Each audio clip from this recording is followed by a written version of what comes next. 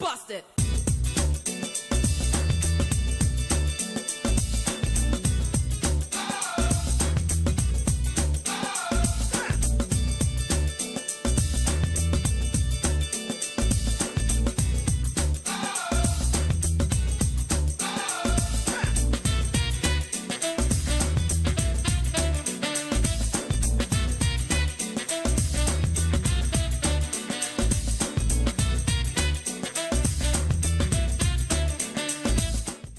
Hello, Alvia. Thanks for joining us this Monday on Political Platform. And we are glad, as usual, to have you watch us on TV, on AIT in the evening by 6 p.m.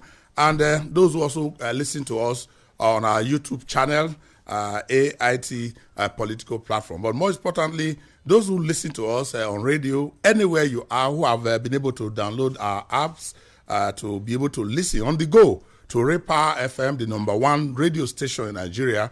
I'm Okiri Agbonsuremi. The weekend was politically bubbling with the former military president IBB setting some, would I say some tonic, stir the water of politics in Nigeria by adding his voice to the fact that the nation state Nigeria, as it is currently running, is not running well.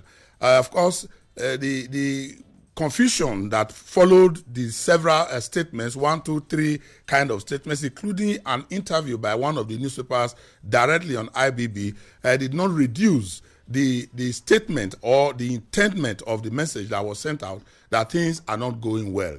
And so he's advising that a space be created for younger elements, digital elements, people who have the ideas, who can understand the international dynamics of politics, to be able to come in, that elders like him and indeed the sitting president should give way to those who are able to understand in a faster space, in a more quicker method, who can understand that Nigeria cannot stand as an island but must work in tandem with what is happening around the world, developing our resources for the betterment of Nigerians. IBB is of the opinion that Nigeria is not running well and that the others should step aside, just the way he stepped aside. If there's anybody in Nigeria who put the nation ahead at a particular point in time and sacrificed his own ambition to continue to be president of Nigeria, or even transmute himself to a civilian president, that person is IBB. So he understands what he's talking about, and we'll be reviewing all of it. We also try to reach out to Kasim Afebwa, his spokesperson, who issued the initial statement, and then followed by another statement which IBB said in his own personal interview with the newspaper that were issued by his friends and admirers. Of course, it is clear from his own interview with This Day that Afebwa was correct, except that there were some misinterpretation of his statement, and he cleared it in his own interview. Okiri Agbonsuremi is my name, and Amechi Anakwe is with me on the platform. Very interesting times, Ohiria. Is there a confusion in IBB's camp? At some point where his friends issued the second statement, some others said no, his son. Is there a cabal, as is alleged in the Aso Rock? These are some of the issues. But the takeaways, for me, 2 issues. Yes, he did not ask the president not to recontest in 2019, but he said the time of elderly, the running is over. It is for a digital period. Those that are digitized, younger people. So with one fell swoop, he's ruling out President Muhammad Buhari, Atiku Abubakar, who's in his 70s, Sule Lamido, who's in his late 60s, and many of them. That's the implication. On the other hand, the one that gladdens my heart is where he talked about restructuring. He said, there's no way we can advance and move ahead without getting this nation restructuring. If you recall, we criticized former President Obasanjo for not talking about restructuring, but focusing entirely on who we match for the next election. It's clear that IBB, for now, appear not to be tilting towards any of those that have made their intentions known, but is hoping that a new person will come under a restructured Nigeria where power will be devolved from the center, from Abuja to the component states? If you ask me, Amechi, when you are in the saddle as president, whether civilian or military, you miss some points. And I believe if you ask IBB now, if we were to take the hands of the clock backward, he probably know better now what he would have done. He probably know that for the 8 years he spent as military president, where he had all the absolute powers concentrated in him and the Armed Forces Ruling Council, he probably would have done a faster and better deal of the restructuring. He must be regretting that he didn't use his time very well. And that is why those who are also asking the current president to put his name in the sands of time and do this restructuring and shame everybody who believe that he is not capable of doing anything, who believe that he is one-sided, who say he's clannish, people who say he's only is a religious bigot, people who say he's selfish to the extent that he doesn't believe in Nigeria. He can actually put them to shame and use this 1 year remaining of his tenure to reorder the system and just take the advice of everybody who is asking him to do the appropriate thing. We have said on this platform that there's nothing that you are going to do about Nigeria. If you like, you turn around and give this government to younger generation of Nigerians who are so-called digital. If you do not change the structure of Nigeria, we will still have the same answers. We will still fail. And that is where IBB must be, his recommendations and advice must be given space. And that is urging the current president to push aside all those who are telling him stories and act with Nigeria on the table and focus on Nigeria and do the needful to be sure that whatever happens, we have a structure that indeed works. That is probably the only way forward. I cannot see any other way. Unless we restructure and tell ourselves this is what we have to do, we cannot begin to harness all the beautiful nature God has, the resources and the nature God has endowed us with. Well, let's take a look at your own your views, your points, what you believe in, how you see the whole thing play out. Through political platform at yahoo.com, we always advise that you make your own recommendation, give us your own advice, and when you criticize, tell us what can be the solution to the problems you have identified. Now, let's find out who is talking to us this morning. Thank you for staying with us. I am Ifeanyi Mobi. I am Ait Yari. Let's start with the mail segment with the latest development in our polity. And this is coming from Ogene Mano Austin, who writes from Ado in Nasarawa State and is reacting to IBB's message to President Buhari on governance in 2019. He says, "Dear crew members, I will begin by asking former military President Ibrahim Babangida what he stands to lose if he tells President Buhari the truth and nothing but the truth about the current situations of things in our country." A statement was credited to Babangida to have advised President Buhari not to run for the 2019 presidential election, only for IBB to refute the statement, saying it is the personal view of its spokesman. The question is, would IBB's spokesman issue out any statements on any issue without the consent and permission of him? Is IBB afraid of Buhari?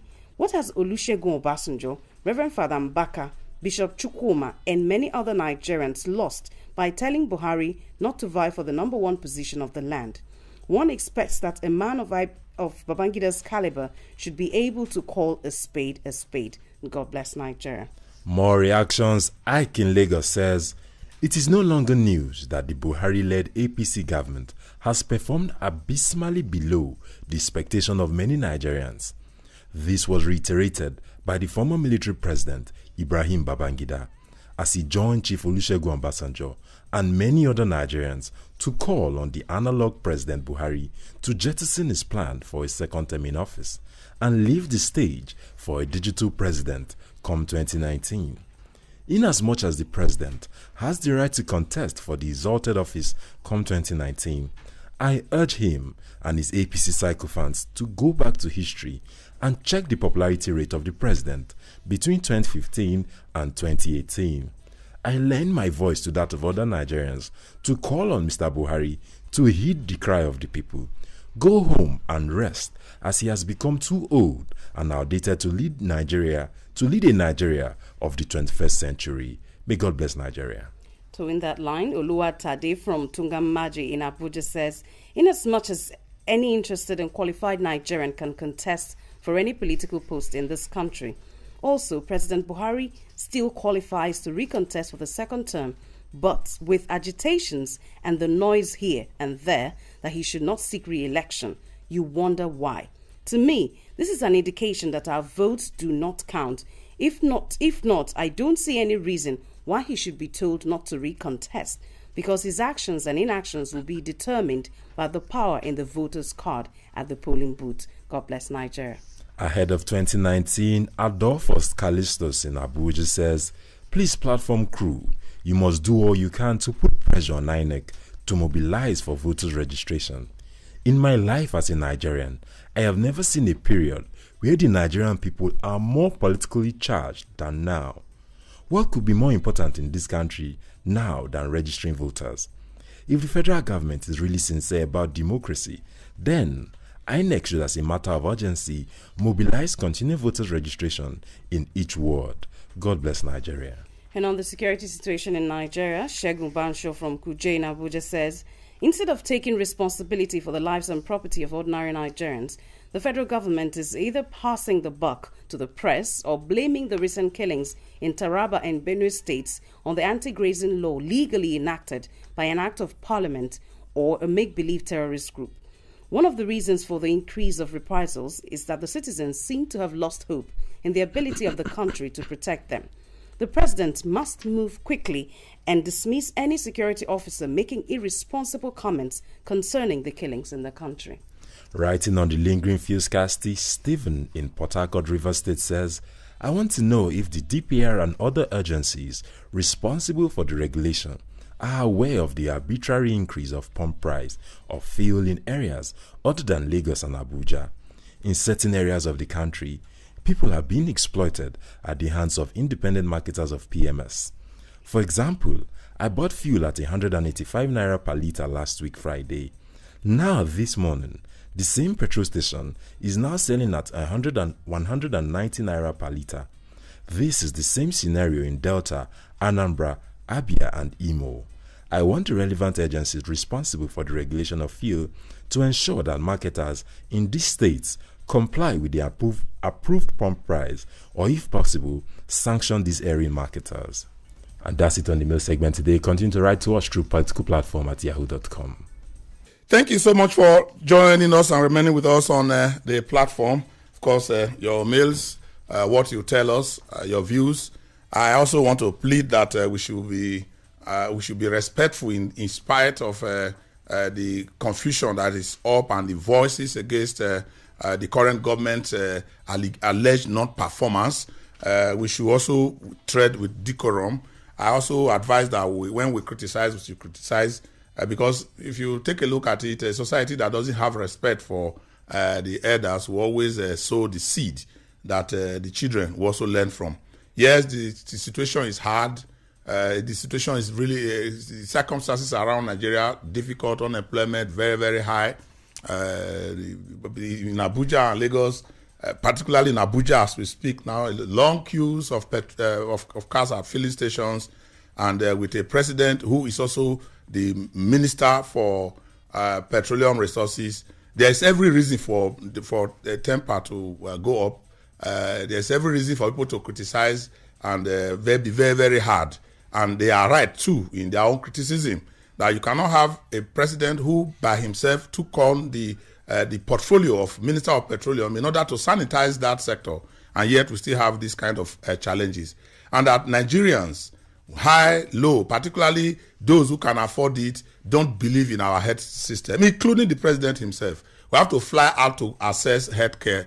Even when the late Vice President, Dr. Alese Kweme, slumped and he was going to be, we had to ferry him out of Nigeria with our presidential jet, with the nation's money to try to find out if we can keep him alive. The same thing goes. If I tell you, I can reel out all the names of all very prominent and past leaders in Nigeria who have had to die, including Augustus Aikomu, including the former Chief of General Staff, Akigbe, all of them. They all had to go out of Nigeria to go and seek medical care outside. So the situation has been, even with the days of IBB, his Radical Party has to take him to Germany for a long time outside of France, to France. And he has continued to go abroad for treatment. We ask all of them, those who have had the privilege of superintending over Nigeria, none of them has done anything to stop that medical tourism. And it is right if you are angry. Is it the educational sector you want to take a look at? You look at our universities. It is very easy to find out. Just put world ranking of universities. Very easy on your Google search. World rankings of universities. You will be embarrassed the number that the first university in Nigeria will appear. And you ask yourself, what are we doing? Now, you have other African countries that have better universities than Nigeria. Meanwhile, we are the giant of Africa. If you talk of roads, to travel along the road, you have the double jeopardy of looking at your back for either armed robbers or kidnappers along the bad road you are going. Everything seems to be really, really, really bad. It is not that they are bad, that's actually the problem. And hopeless. It is not that they are even hopeless, that it is just that there's nothing concrete that is being done, visibly done, to solve some of this problem. An item could have been taken by anybody to say, I will make sure that nobody travels out of this country for medical check. Let us set up some good standard hospitals in each of the geopolitical zones, 6 of them, empower them so that we can treat ourselves and leave the foreign currency in Nigeria. But nobody is doing anything like that. And all the attempts at solving the problem of unemployment, it hasn't produced any result. So when you are angry, I understand that you have a cause to send letters to us. There are mails we cannot read because they are written in such high level of anger that it will not speak well of us to use the languages that you use on air, because no matter what happens, they are leaders. And Amechi, we have also emphasized that if you also take a look at President Muhammadu Buhari or even our previous leaders and blame them alone for the problems, that will actually be that you are not sincere, because we are also part of the challenge that we have, the followership. We have a lot of bad followership principles. All of us go the same old road of collecting money for anything we want to do. We have elevated cash and money to the high heavens. Even the spiritual houses are not exempted from it. And if you talk of voting, we are asking everybody to go and vote, to go and cast their vote. But we know the result of people collecting money before they go and vote. And these are the things we must change. It's not just they didn't collect at gunpoint. Exactly. They willingly collected. And it's the same set of people that will come and lament and blame Buhari for everything. The bad leadership. But the fact about the present state of petroleum sector, the downstream, especially the prices of petroleum products, our listener rightly observed that except Lagos and Abuja, and to some extent, the NNPC-owned retail outlets in some major state capitals that still sell at 145. Every other place. It's 170, 200, 250. Exactly. Yeah. And that tells you that the subsidy that the NNPC claims is paid only to those areas. What about the other places? And it tells you that the federal government only works in Abuja and Lagos or a few other cities. That's the simple truth, because the DPR has the responsibility to enforce that retail outlets sell at not above 145 recommended. Amechi, there's an agency called the Petroleum Equalization Fund that is supposed to make petrol available at the same price everywhere in Nigeria. By paying some form of subsidy for the cost of freight and transport in other areas. But the DPR station in Abuja has the responsibility to enforce that the price does not go beyond 145. And they can only do it effectively in Abuja or Lagos. You have DPR offices I don't know whether it's in every other state capital, but you can see that they are hugely incapacitated. It's clear they cannot enforce it, and that tells you that DPR cannot work in those areas. Sometimes we hear of allegations of collusion between the marketers and the officials there, that they also get their cut, but these are unproven allegations, but things that we need to really investigate further. And it talks about restructuring. And even before you even talk about restructuring, the petroleum you are talking about, the petroleum product, the way it goes is this: if you are going to Ogwa, my home country, and you get to a filling station in that place, it is higher. If you go to Enugu, that's the price. If you go to Enugu, your country home, it is higher in price. Why? Because those who are selling don't want to bring the products to Abuja and Lagos. So they take it to hinterland where they can sell for 200, 250.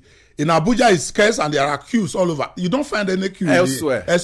Because that is the only place they are selling for 145. And these products that are meant for these big cities, we know that how that diverted and nothing comes out from it. Sometimes it's not that the DPR does not work. You see them announce that they have sealed this service station, this petrol station here and there, but after some few weeks they return back to business, and that is that. Some other times they dispense freely petrol stored in these stations that are found to be selling at above prices, but the efforts are simply not enough. You cannot be in Abuja and effectively supervise and enforce a particular retail price. You don't have the structure, you don't have the administrative machinery, and you will not have the will to do it. But if these things are done at a regional basis or state basis, you can see that there will be a difference.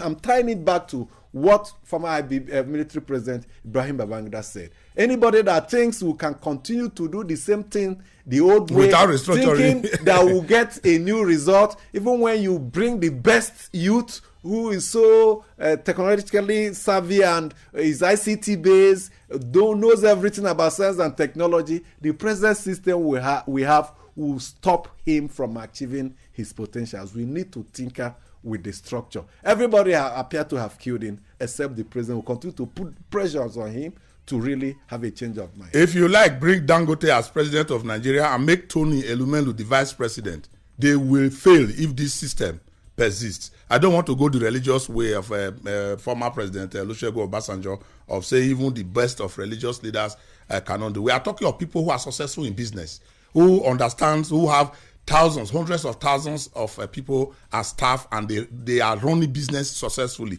If they come into Nigeria, they cannot run Nigeria as a business, because it is not possible to run a structure that is flawed as a business entity. It is not possible, and that is why we continue to emphasize that we don't need to wait for an IBB or former President Olusegun Obasanjo, or even those who are also clamoring, those in the human rights and the social these two circles, to tell us that, look, we need to restructure. It's obvious, and the APC has said it is the path to go. The 2014 national conferences, it is the path to go. The only person that has not keyed into it is our president, Muhammadu Buhari, who don't seem to believe it. We are praying that the party can convince him to say, look, this is our research, this is what we have done, and we believe we can go ahead. I'm talking about that, Amechi. You would have expected that by now, over 1 week now, and we are going to be waiting continuously, over 1 week since the APC came up with its own plan. We don't have anything that is suggesting that anybody is working on anything. I don't see it as a blackmail on them if I tell them they should get those documents out, work on them, set out to meet with the president, or if they have not already done so, to get this thing work, because we don't have the time to go. If APC believes that this is the path to go, what are they doing with their members in the National Assembly that threw away the item from the constitutional amendment talking about devolution of powers, which they now believe in? How are they going to get to lobby those same members who are still there to get it passed when it gets to them? That is where the problem is. If we have everyone on the table, the National Assembly members, the president, the presidency as it were, and we have the larger population, the state houses of assembly all on the same page, somebody has suggested that we don't need more than 2 months to do some justice to this quest for a Nigeria that will work. How long are we going to stay in this kind of confusion that we all believe it's not working and we are just wobbling, fumbling along? Ordinarily, once a party takes a position on an issue, it's final. And it should even go beyond the president, because the president was elected on the platform of a political party. I always say, during voting day, you don't see the picture of any candidate. You don't see the name of any candidate. You only see party name and party symbol. And that tells you that the Electoral Act and our laws recognize the party as the ultimate. Now that the APC as a party has come up with a report, a document, which it has shared freely with Nigerians, the next thing, and I think is the responsibility of the media, like you said, what are the next steps for them? They have done public presentation of that report. There are talks that they will give it, share with some other political parties for also input. After that, what are the necessary steps? Should they take it to the president to tell him, not just to get his buy-in, to tell him, Mr. President, these are our position, and as a member, this is what we should do. Should the president or should the party suggest to the president, convene a meeting of the National Council of State, call a meeting of the executive and the parliament, where we'll take a look at this and provide joint solutions on how to quickly implement it? These are the steps we expect the party to do, and I hope they will take these steps, because so many Nigerians, including the opposition parties, are claiming that the report they came up with is a way to deceive Nigerians, that they brought it too close to the elections just to wing them into, of course, voting for them. But we believe that the party has all the good intentions and are very not too happy with the present state of things, and are genuinely committed towards making changes. But they must begin to take immediate steps to actualize it. I think that the APC will give the PDP a run for whatever rethinking, a bit kind of rebate they have.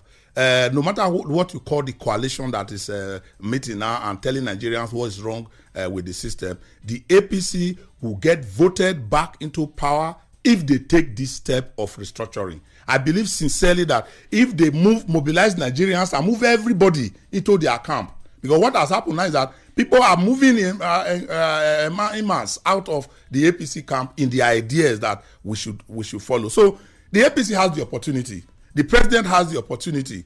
Even those who are saying he should not contest, I believe that he also, like he said, take a look at all the advice and come up with his own idea later. It doesn't have to be President Muhammadu Buhari. There are a lot of younger elements in APC who can do what IBB is saying can be done. But nobody will do anything good out of nothing. You don't renovate a house that the pillars are faulty. You demolish it and rebuild it.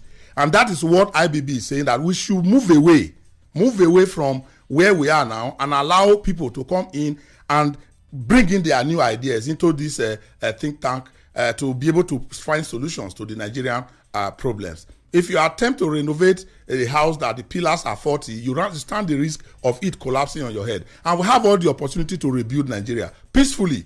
We can do that right from now if the advice is taken appropriately.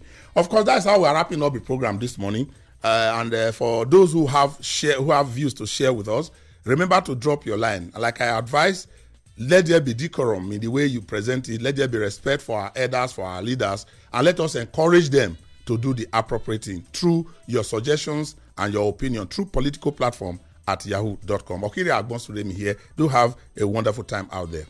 Bust it.